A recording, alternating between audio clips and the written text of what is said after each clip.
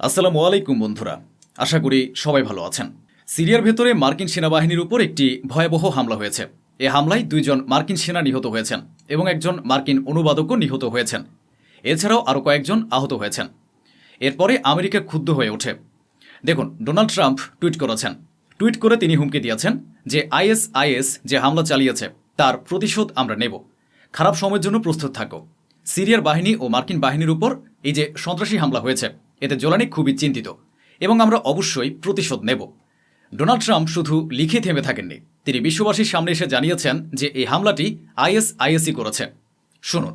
Syria is, as they told me, and I'm not surprised, he's devastated by what happened. This was an ISIS attack on us and Syria. Mr. President, will the U.S. retaliate against ISIS? Yeah, we will. এরপর সিরিয়ার পররাষ্ট্রমন্ত্রীও tweet করে এই সন্ত্রাসী হামলার নিন্দা জানিয়েছেন। এরপর যা হলো তা হলো আমেরিকার ফাইটার জেটগুলোকে সিরিয়ায় যেখানে আইএস থাকার সম্ভাবনা রয়েছে সেখানে রাতের বেলা হামলা চালাতে দেখা গেছে। দেখুন।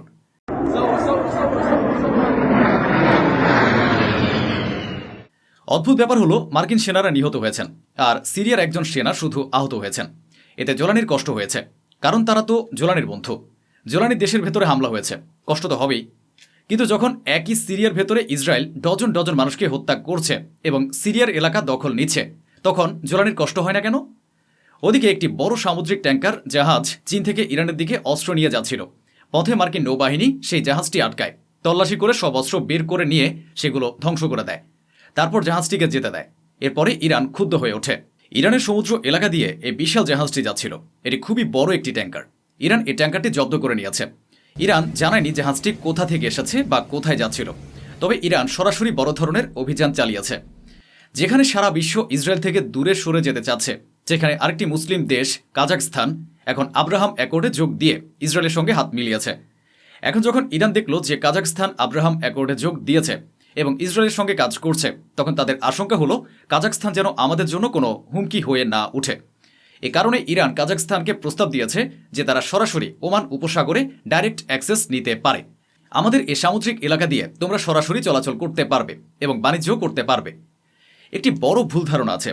অনেকে ভাবছেন গাজায় এখন সবকিছু শান্ত হয়ে গেছে, কিন্তু তা মোটেও নয়। ইসরায়েল হামাসের কয়েকজন নেতাকে লক্ষ্য করে হামলা চালিয়েছে।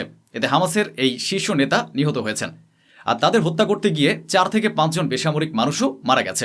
গাজায় ইসরায়েলের হামলা এখনও অব্যাহত রয়েছে। এছাড়া গাজায় পরিস্থিতি খুবই ভয়াবহ। বৃষ্টির কারণে যেসব ভবন আগেই দুর্বল ছিল সেগুলো ধসে পড়ছে এবং কিছু মানুষ ঠান্ডায় মারা গেছে। সব মিলিয়ে ভবন ধস ও প্রচণ্ড ঠান্ডার কারণে গত 2 থেকে 3 দিনে 16 জনের মৃত্যু হয়েছে।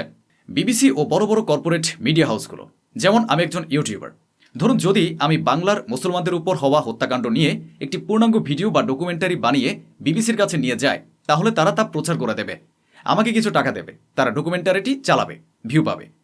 এভাবেই একটি ডকুমেন্টারি বিবিসির কাছে পাঠানো হয়েছিল। প্রেরক পুরো অফিসিয়ালি অনুমোদনের জন্য পাঠিয়েছিল।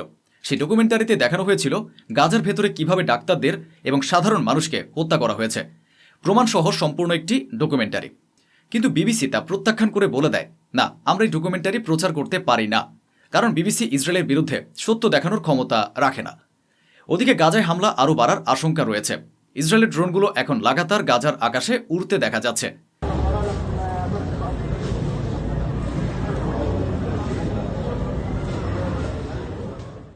ইসরায়েলেরই একজন খ্যাতনামা ইতিহাসবিদ, একজন বয়োজ্যেষ্ঠ ব্যক্তি, তিনি বলেছেন যেসব দেশ গণহত্যা চালায় তারা সাধারণত তা লুকাবার চেষ্টা করে যে তারা গণহত্যা করেছে, কিন্তু ইসরায়েলের সরকার প্রকাশ্যেই বলেছে যে আমরা পুরো গাজা ধ্বংস করে দেব। শুনুন।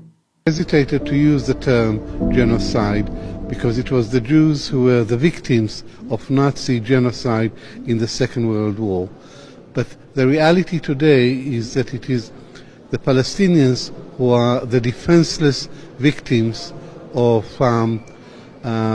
Zionism.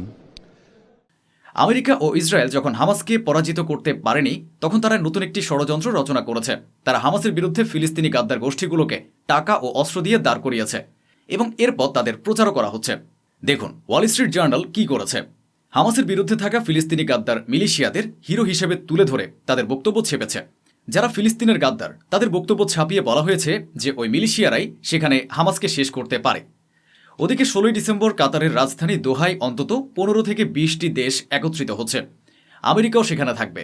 এই বৈঠকে সিদ্ধান্ত নেওয়া হবে যে গাজার ভেতরে আন্তর্জাতিক বাহিনী মোতায়েন করা হবে কি না। গাজার ভেতরে UNRWA কাজ করে। আমেরিকা ও ইসরায়েল ঘোষণা করেছে যে তারা UNRWA কে বন্ধ করে দেবে।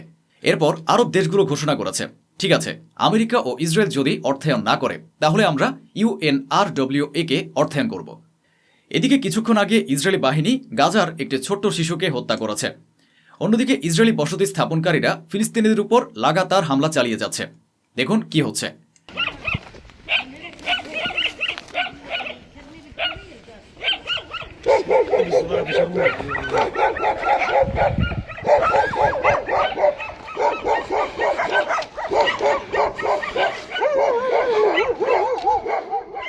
ভারতের মুসলমানদের অবস্থাও প্রায় এমনই। ভারতের সংখ্যাগরিষ্ঠ সম্প্রদায় মুসলমানদের গণহত্যা করছে। মোদী সরকারের শাসনে দেশে এক আইন সবার জন্য সমান নয়। যদি কোনো মুসলমানকে অপরাধী বানানো যায় তার উপর হাজারো মিথ্যা অভিযোগ ছাপিয়ে ভুয়া মামলা দিয়ে ফাঁসির সাজা দেওয়া হয়। অথচ RPF এর যে জওয়ান মুসলমানদের পোশাক ও ধর্মের পরিচয় দেখিয়ে হত্যা করেছে তাকে এখনও ফাঁসি দেওয়া হয়নি। ভারতের সংখ্যাগরিষ্ঠ সম্প্রদায় বেছে বেছে মুসলমানদের হত্যা করছে। একটু দেখুন, 40 বছর বয়সী মোহাম্মদ আথার হোসেন নামের একজনকে বিহারের নাওয়াদের হিন্দুরা হত্যা করেছে। হত্যার আগে তার প্যান্ট খুলে ধর্ম পরীক্ষা করা হয়েছিল। সে মুসলিম কিনা তা শনাক্ত করা হয়। এরপর গরম রড দিয়ে তাকে পেটানো হয়। লোহার রড দিয়ে মারতে মারতে মাথা ফাটিয়ে দেওয়া হয়। ধারালো অস্ত্র দিয়ে তার কান কেটে নেওয়া হয়। প্লাস দিয়ে নখ উপড়ে ফেলা হয়। হিন্দু সম্প্রদায়ের লোকেরা জয় শ্রীরাম স্লোগান দিতে দিতে এসব করেছে। আর এত নির্মমভাবে মারা হয়েছে, এত ভয়াবহভাবে মারা হয়েছে যে শেষ পর্যন্ত আথার হোসেন শহীদ হয়েছেন। আর হিন্দু সম্প্রদায় এই কাজগুলো লাগাতার করে যাচ্ছে। দিল্লি থেকে শুরু করে সর্বত্র মুসলমানদের গণহত্যা চলছে। মুসলমানদের এখন একের পর এক নির্মমভাবে হত্যা করা হচ্ছে। আর এগুলো করাচ্ছে হিন্দু সংগঠনগুলো। এমন পরিস্থিতিতে বিজেপির MLA টি রাজাও একটি বক্তব্য দিয়েছেন, যেখানে তিনি মুসলমানদের গণহত্যার কথা বলেছেন, মুসলমানদের হত্যা করার কথা বলেছেন। কিন্তু আশ্চর্যের বিষয় হলো ভারতের আইনের এই দ্বিচারিতা আর ভণ্ড পুলিশ এদের গ্রেফতার করবে না। सबको एक होने की आवश्यकता है, क्योंकि ये लोग गजवा हिंद और जिहाद करना सोच रहे हैं। तो ऐसे आतंकियों को अब काटने की आवश्यकता है। जो लड़ेगा, जो काटना सीखेगा, वही हिंदू जीवित रहेगा भारत में। आज एक मौलाना बोल रहा है कि जो वंदे मातरम बोलते हैं वो मुर्दे होते हैं। वो मौलाना बोल रहा है कि अब हम जिहाद करेंगे। तो ऐसे मौलानाओं को अब सबक सिखाने का समय आ रहा है। और एक बात ध्यान रखना, जब तक मोदी जी है तब तक ही तुम हिंदू हो। जिस दिन मोदी जी हटेंगे उस दिन हम हिंदुओं के सर कटेंगे। এদিকে ওয়েস্ট ব্যাংকে ইসরায়েলি বাহিনী 16 বছরের এক ছেলেকে হত্যা করেছে। ইসরায়েলিদের দ্বারা লাগাতার ফিলিস্তিনিদের ক্ষতি করা হচ্ছে। দেখুন, ওয়েস্ট ব্যাংকে ফিলিস্তিনিদের সম্পত্তিতে আগুন ধরিয়ে দেওয়া হয়েছে। এসব কিছু দেখে ভারতের একটি তথাকথিত সংস্কারী বিশেষ সম্প্রদায় ভারতের মুসলমানদের সঙ্গে ঠিক একই আচরণ করছে। অন্যদিকে জার্মানিও একই ধরনের কাজ করছে। জার্মানির পুলিশ শুধু এই কারণে একটি মেয়েকে গ্রেফতার করে নিয়ে গেছে যে সে জার্মান হয়েও ফিলিস্তিনিদের পক্ষে দাঁড়িয়েছিল।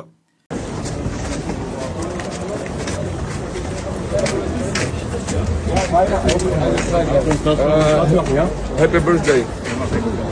Happy birthday. এদিকে ইসরায়েলের ভেতরেই নেতানিয়াহুর বিরুদ্ধে ভয়াবহ বিক্ষোভ চলছে।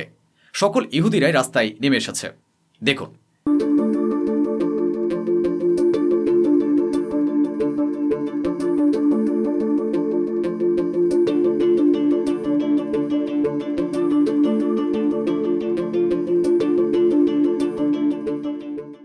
ইতালিতেও ইসরায়েলের বিরুদ্ধে এবং ফিলিস্তিনের সমর্থনে আন্দোলন জোরদার হয়েছে।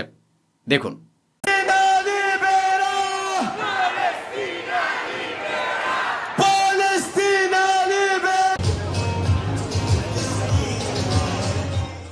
সুইডেনের অবস্থাও একই।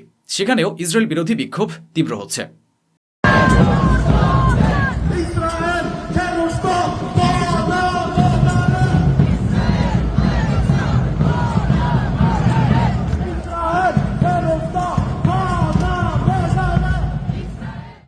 বেলজিয়ামেও একই অবস্থা। সেখানেও ইসরায়েলের বিরুদ্ধে ফিলিস্তিন ও গাজার সমর্থনে মানুষ রাস্তায় নেমেছে।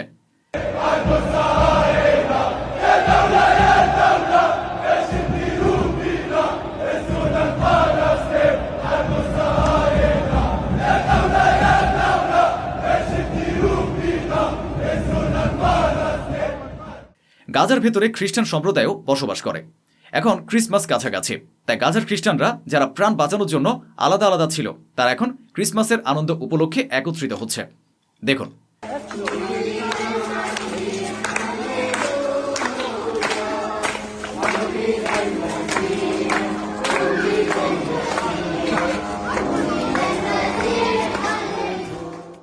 ওদিকে জাতিসংঘের ভেতরে 139টি দেশ ইসরায়েলকে বলেছে গাজার ভেতরে UNRWA কে যেন বাধা না দেওয়া হয়। এদিকে শিন বেথ, ইসরায়েলের গোয়েন্দা সংস্থার সাবেক প্রধান, ইসরায়েলের মিডিয়ায় লাইভে এসে বলেছেন গাজার ভেতরে যা হচ্ছে তা আমার কাছে এক ধরনের নিশ্চিহ্নকরণ, অর্থাৎ গণহত্যা বলে মনে হচ্ছে, এবং তিনি এটাকে গাজার মানুষদের, ফিলিস্তিনিদের জন্য এক ধরনের শাস্তি বলেও মন্তব্য করেছেন। অন্যদিকে ইসরায়েল কাতারের বিরুদ্ধে অভিযোগ তুলেছে। তারা বলেছে কাতার আমাদের ও আমেরিকার সম্পর্ক নষ্ট করছে। আরও বলা হয়েছে কাতার সরকার আমাদের বিরুদ্ধে জিহাদ চালাচ্ছে, সোশ্যাল মিডিয়ায় আমাদের বিরুদ্ধে ক্যাম্পেইন চালাচ্ছে এবং আমাদের বিরুদ্ধেই টাকা খরচ করছে। ইসরায়েল কোনো সমঝোতা চায় না, তারা পরিস্থিতি আরও খারাপ করতে চায়। ইসরায়েলের যত মানুষ নিহত হয়েছিল গাজার ভেতর থেকে তাদের প্রায় সবার লাশ বের করে ইসরায়েলকে ফিরিয়ে দেওয়া হয়েছে।